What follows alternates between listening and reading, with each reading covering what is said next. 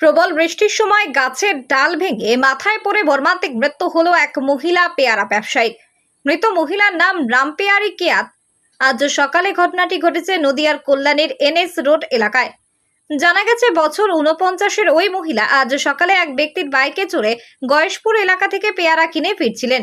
তখনই প্রচন্ড বৃষ্টির সময় হঠাৎ করে একটি গাছের ডাল ভেঙে ওই মহিলার ঘাড়ের ওপর এবং বাইকের ওপর পড়ে যায়। দুর্ঘটনায় দুজনেরই গুরুতর জখম হন। দুর্ঘটনার পর তাদেরকে উদ্ধার করে হাসপাতালে নিয়ে গেলে চিকিৎসকেরা ওই মহিলাকে মৃত বলে ঘোষণা করেন।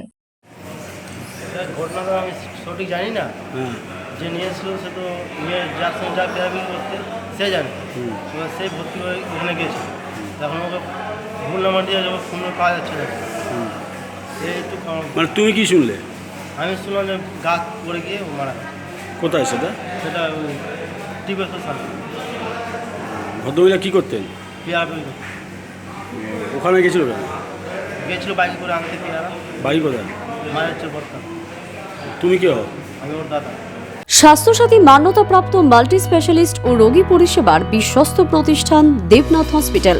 রয়েছে ICU, NICU, USG, TLH, dialysis বিভাগ, ল্যাপারোস্কোপিক, শল্য, অর্থোপেডিক, ডিজিটাল এক্স-রে, বন্ধ্যাত্ব চিকিৎসা সহ উন্নত চিকিৎসা পরিষেবার আরও একাধিক বিভাগ রয়েছে। ঔষধের দোকানও। আমাদের ঠিকানা বাসুদেবপুর মোড়, আরামবাগ, হুগলি। যোগাযোগ নাম্বার 8373074998। এছাড়াও যোগাযোগ করুন 8373074999 এই নাম্বারে।